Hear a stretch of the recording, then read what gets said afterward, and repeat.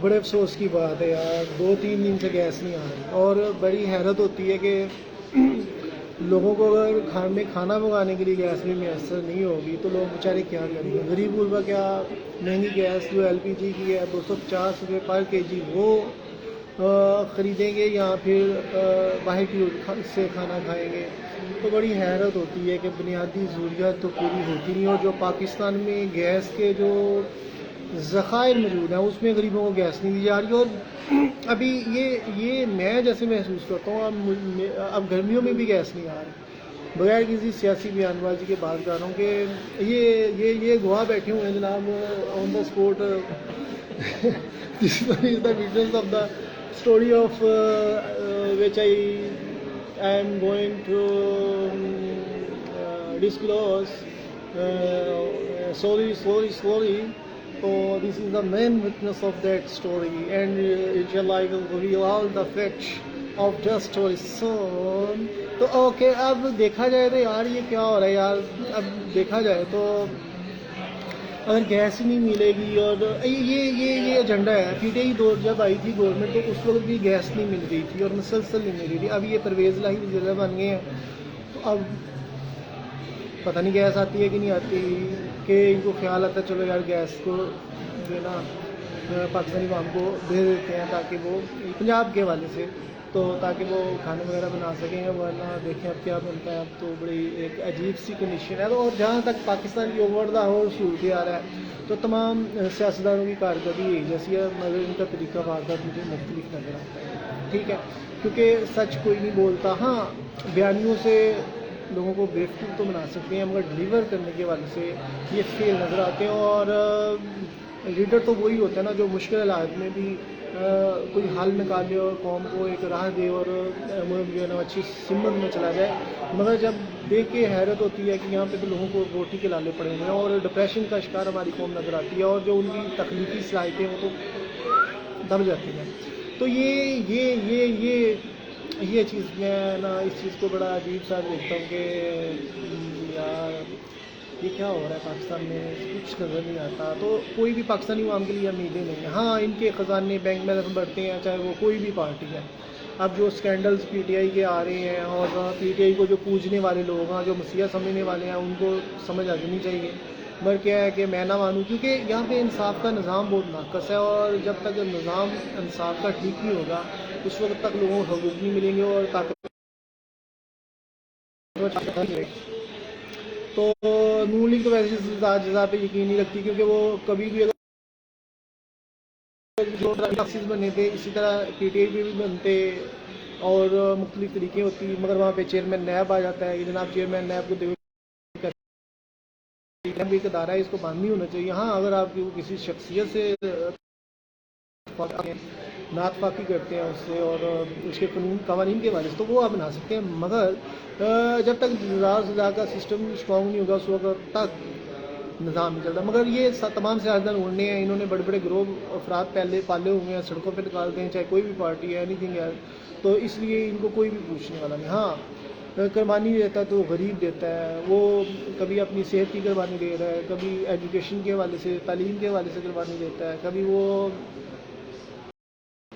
Travelling کے حوالے سے، بلکہ غریب تو اپنی سانسیں کی اس کا دن شکر ہے نکل گیا، کل اس کا نام کیا ہے دیکھتے ہیں، اس طرح وہ مہینہ بڑی مشکل سے نکالتا ہے اور اس کو یہی ہوتا ہے کہیں نہ کہیں سے پیسے ملتے ہیں اور اس کے مہینے میں جو پریشانیاں ہیں نا وہ دور ہو گئی، یا کوئی اس طرح کا وہ انہونیوں سے بچتا ہے کہ یار کہیں شادی کا نہ آ جائے یا کہیں فوتگی نہ آ جائے، پیسے سخت کرنے پڑیں گے، ٹریولنگ کرنی پڑے گی، ایکسٹرا سے برڈن پڑے گا، تو جبکہ عمرہ کے پاس عیاشیوں کے لیے بھی وقت نہیں ہوتا، بلکہ وہ کہتے ہیں ہمارے پاس بہت کم وقت ہے عیاشیاں کرنے کے والے سے۔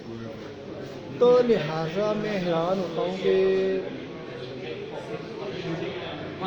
کیا اسی طرح اگر یہ جگہ tax with the passage of time جگہ ٹیکس بڑھے گا پاکستانی عوام کے، اور میں تو کہتا ہوں استغفر اللہ کوئی ایسا کام نہ ہو کہ باہرونی جن سے ہم قرضہ لیتے ہیں ان کا نمائندہ ادھر آ کے نہ بیٹھ جائے اور قرض پہ قرض بڑھتا جائے گا اور عوام اشیاء کی قیمتیں بڑھتی جائیں گی اور مسائل بڑھتے جائیں گے، تو ہم کدھر جا رہے ہیں؟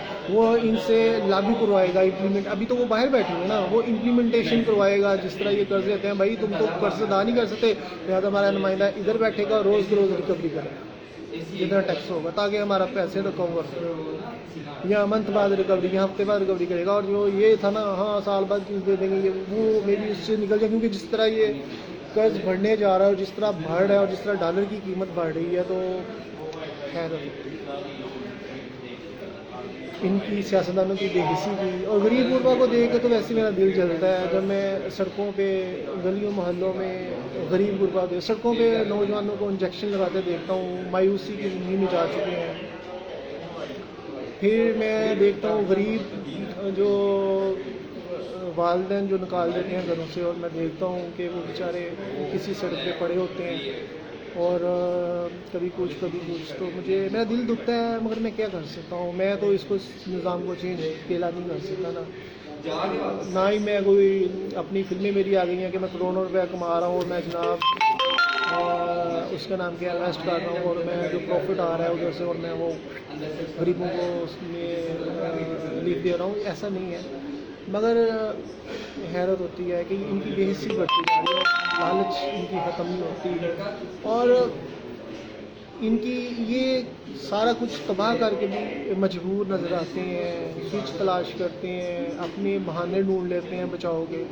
गरीब के पास इधर रहना भी जुर्म बन गया है, बुनियादी तो दूर की बात, बेमायनी तरीके से उसको लूटा जा रहा है। कभी किसी की थोड़ी मोटी प्रॉपर्टी हथिया ली जाती है, कभी उसका पैसे महफूज नहीं है चोरों चक्कों से। पाकिस्तान में क्राइम बढ़ रहे हैं, क्राइम रेशो बढ़ रही है, बेरोज़गारी बढ़ रही है, और जिस कौम के अफराद और नौजवान सड़कों पे चलें फिरेंगे, उन्हें रोज़गार के मौके नहीं मिलेंगे, तो वो तो कौम कभी भी तरक्की नहीं कर सकती। और यही नहीं, कौम को मुत्तहद करने के वाले से, कौम को यूनिटी में परोने के वाले से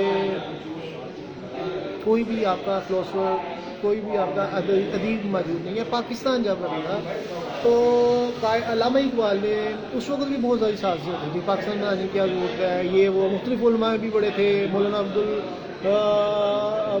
कलाम आज़ाद जो है, उन्होंने बड़ा एक अजीब से फतवे उसके आए, और ये वो हिंदुओं का बड़ा कायल था उनके नज़रियात का। तो हिंदू भी कहते थे कि तुम मुसलमानों के पास इतने ममालिक हो, कहीं भी चले जाएंगे, मगर हिंदुस्तानियों से हिंदुस्तान मत छीनो, हिंदुओं से हिंदुस्तान मत छीनो। और अफगानिस्तान की हिजरत का भी वाक़या आपको मगर मैं ये कहता हूँ कि इतने नीले हैं, निकम्मे हैं ये सियासतदान। देखिए, कायद-ए-आज़म मोहम्मद अली ने अभी अदारे भी बनाने थे, अदारे भी बनाए, अभी बुनियादें रखना मुश्किल होती है, और पाकिस्तान को हिस्सा नहीं दिया था जो उनको मिलना था।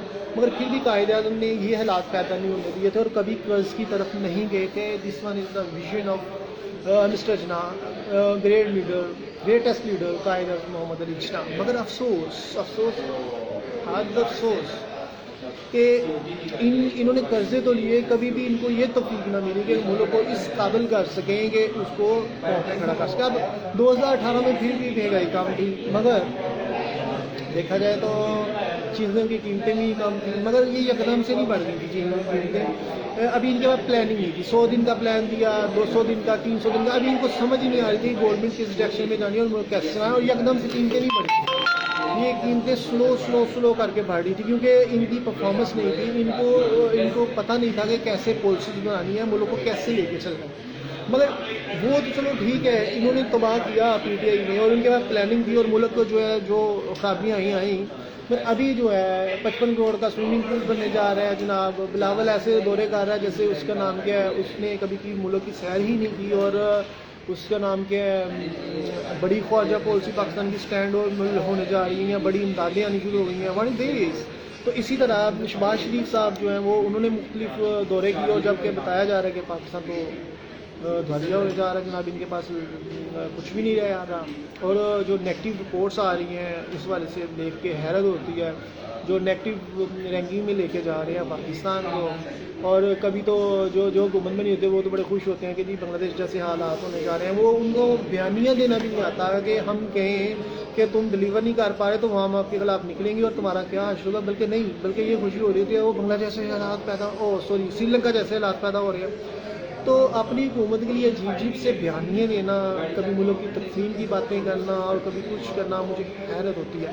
اس حوالے سے قائد اعظم محمد علی جناح کو میں بڑا گریٹ مانتا ہوں کہ وہ اصولوں کے اتنے پکے تھے، ایک بھی یو ٹرن اور متنازع بیان نہیں تھا، جبکہ یہ تمام سیاست متنازع بیانات ان کے سامنے اور میڈیا چلاتا دیا۔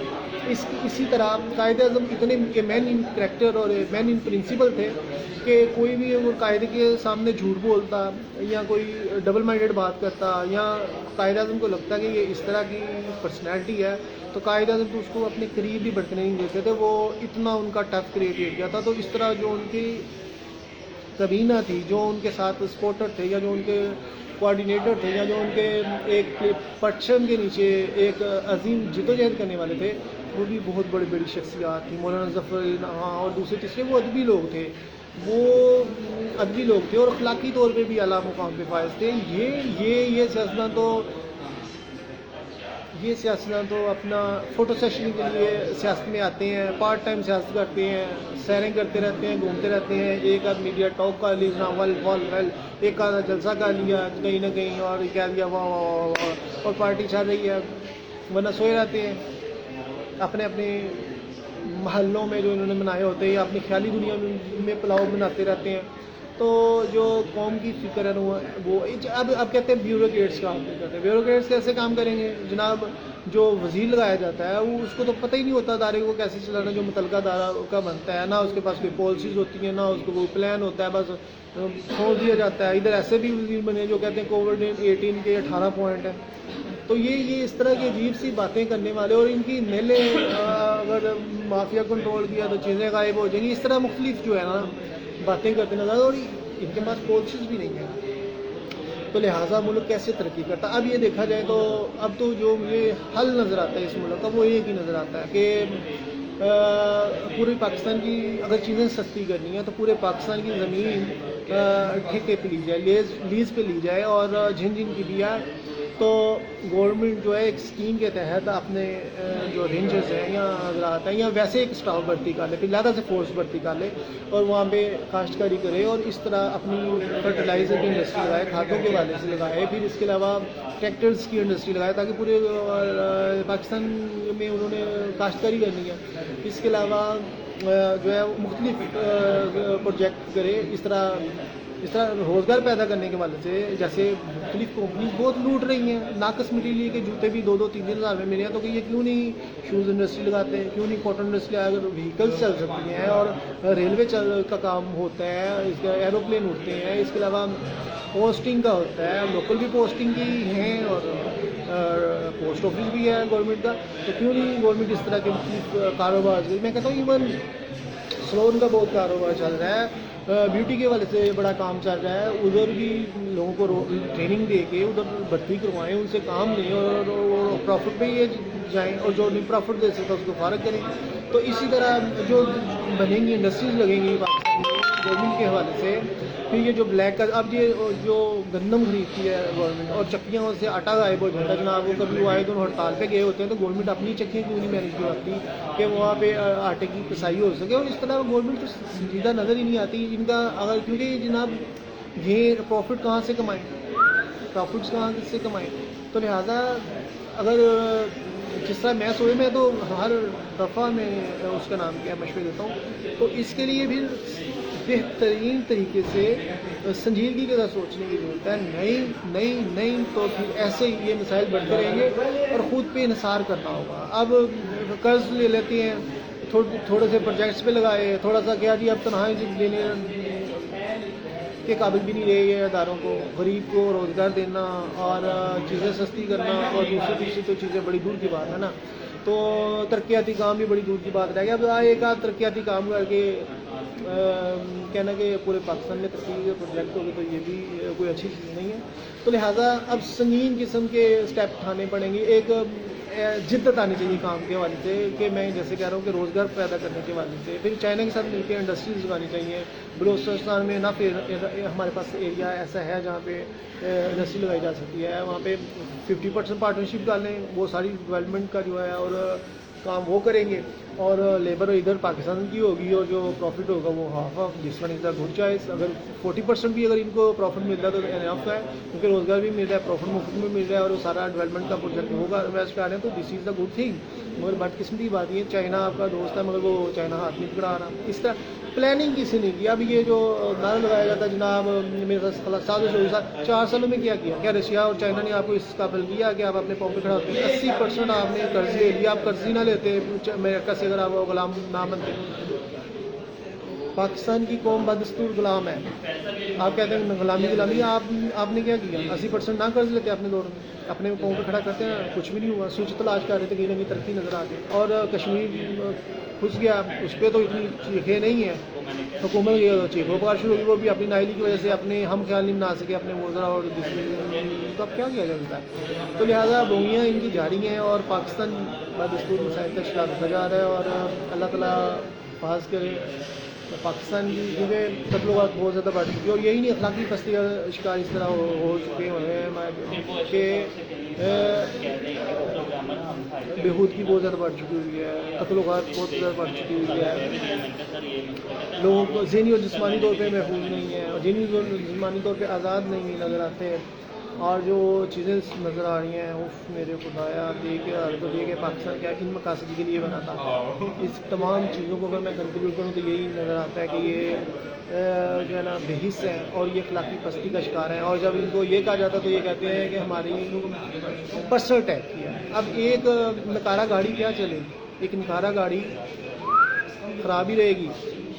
اسی طرح نیشتیں خراب ہوں گی تو بچہ اسکول جانے کا دل نہیں کرتا. اسی طرح انسان کے پاس کوئی ویژن پلان نہیں ہے تو اس نے کیا پرفارم کرنا. نکمے اسٹوڈنٹ کی طرح وہ تو ٹائم پاس کرے گا اور یہ سسٹم جو ہے کہتے ہیں بیروکریٹ کام نہیں کرتے, یہ نہیں اور یہ آپ کے سامنے ہے.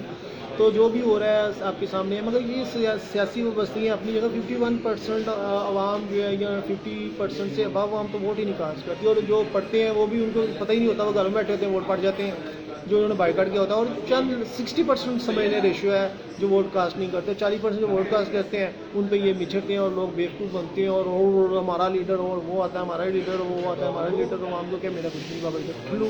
اور لیڈروں کی یہ نااہلیاں ہیں کہ مطلب ون نہیں کر سکتے اور خیالی پلاؤ اب ٹھیک ہو جائے گا, کل ٹھیک ہو جائے گا. ابھی ان لیک اسٹوڈنٹ ہر روز پلان بناتا ہے کہ آج میں پڑھوں گا, کل پڑھائی کروں گا, اچھی طریقے پڑھائی کروں گا. جبکہ ٹائم گزر جاتا ہے اور پیپر آ جاتے ہیں, پھر کہتا ہے جی پیپروں کے 3 مہینے پہلے پڑھوں گا, پیپر ڈیٹ شیٹ آ جائے گی پڑھوں گا, پیپر آ جائیں گے پڑھوں گا, پھر اگلے دن پیپر آ جاتا ہے, میں رات کو نائٹ کو پڑھوں گا, تو پھر کامیاب کو رات بھی گزر جاتی ہے, صبح خالی پیپر دے کے آ جاتے ہیں. یہی ان کی پرفارمنس ہے.